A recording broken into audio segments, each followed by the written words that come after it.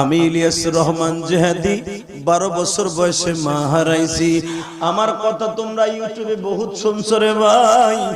আমার মা গোপালগঞ্জের মাটির নিচে ঘুমিয়েছে। ও ভাই, 12 বছর বয়সে আমার মা বলেছিল, ইলিয়াস রে, মাদ্রাসাটা কোনোদিন ছাড়িস না রে বাবা। আমি মা তোরে দুধের দাবি ছাইরা দিলাম গো মা। আমার মা ওই গোপালগঞ্জে বলছিল, ইলিয়াস রে, আমি তোরে দুধের দাবি ছেড়ে দিয়ে গেলাম, তুই আলেম হবি, আমি মায়ের কবরের পাশে দাঁড়ায় দোয়া করবি।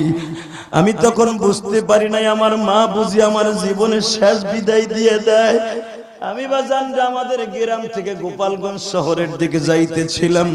প্রধানমন্ত্রী যে এলাকায় এমপি বাবা কোটালীপাড়া, ওই কোটালীপাড়া যে এলাকায় এক আসন প্রধানমন্ত্রীর নির্বাচন এলাকা, বাজান রে, ওই মাদ্রাসায় চলিয়ে গেলাম।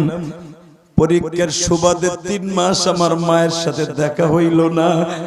3 মাস পরে আমার কানে খবর গেল, কে জানো আমার মসজিদের ইমাম সাহেব যাইয়া আমার প্রিন্সিপাল সাহেব হুজুরকে বলে, হুজুর, ইলিয়াসের মা না।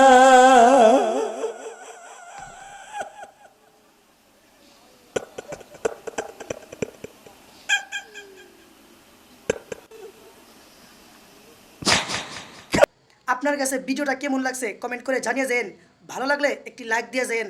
আর এরকম সুন্দর সুন্দর ভিডিও পাওয়ার জন্য আমার ইউটিউব চ্যানেলটা সাবস্ক্রাইব করে রাখবেন আর ফেসবুক পেজটা ফলো করে রাখবেন। তো সবাই ভালো থাকবেন, সুস্থ থাকবেন। আসসালামু আলাইকুম রহমতুল্লাহ।